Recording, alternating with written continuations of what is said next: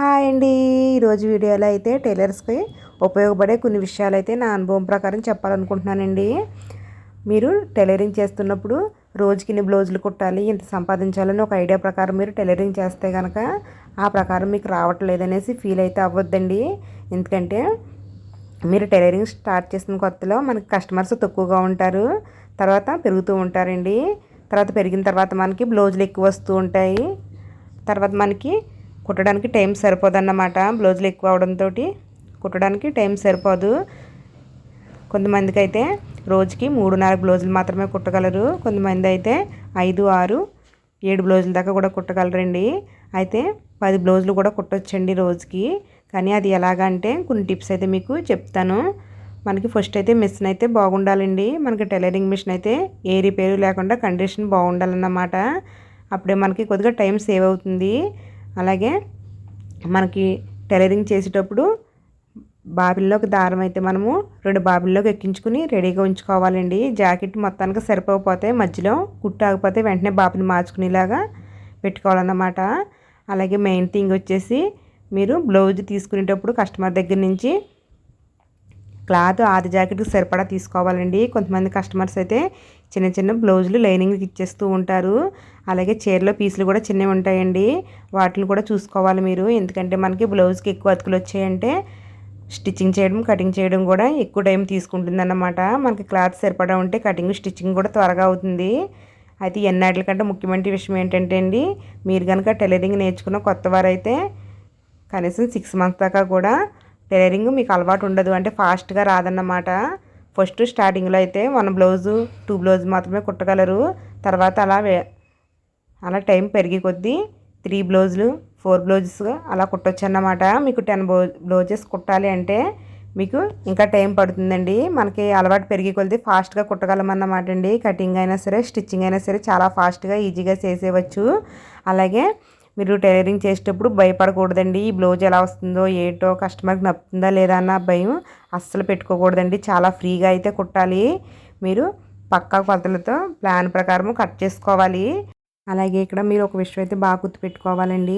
మనం రోజుకి ఎన్ని బ్లౌజులు కుడుతున్నామా లేదా అన్నది ఇక్కడ అస్సలు పెట్టుకోకూడదండి.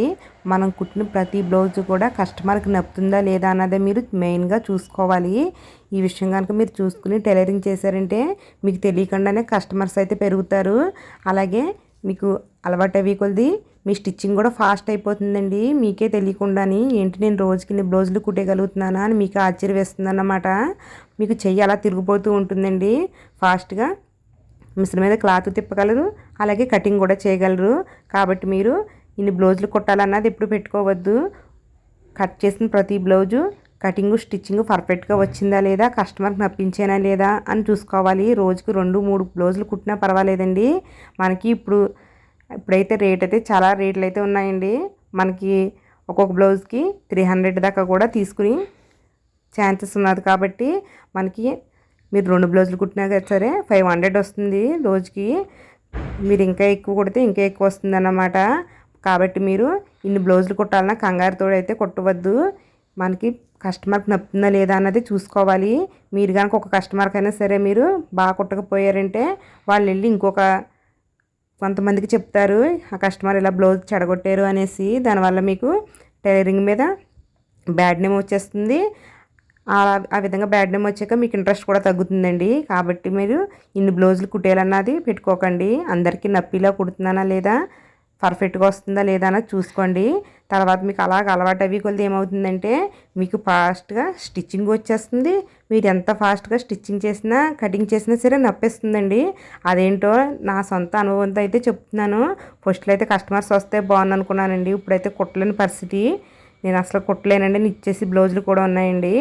మరీ ఎక్కువగా ఇబ్బంది పెడితే నేను బ్లౌజ్ కటింగ్ చేసి స్టిచ్చింగ్కి అయితే వేరే వాళ్ళకి ఇస్తూ ఉంటానండి. అంటే అన్ని బ్లౌజులు నేను సీజన్లో కుట్టలేము కదండి. పండగ సీజన్లో కట పెళ్ళిళ్ళ సీజన్లో బ్లౌజులు ఎక్కువ వస్తూ ఉంటాయి. అలాగా వచ్చినప్పుడు నేను కటింగ్ చేసేసి స్టిచ్చింగ్ అయితే ఇచ్చేస్తున్నాను. కానీ స్టిచ్చింగ్ కూడా సరిగ్గా చేయకపోయినా కటింగ్ బాగున్నా సరే కొద్దిగా డిఫరెన్స్ వస్తాయన్నమాట. అలాంటప్పుడు మనకు కూడా కొన్ని ప్రాబ్లమ్స్ ఫేస్ చేయవలసి ఉంటుందండి. ఈ విధంగా నేను బ్లౌజులు ఎక్కువైపోయి ఇప్పుడు కుట్టలేని పరిస్థితిలోకి వచ్చేసాను.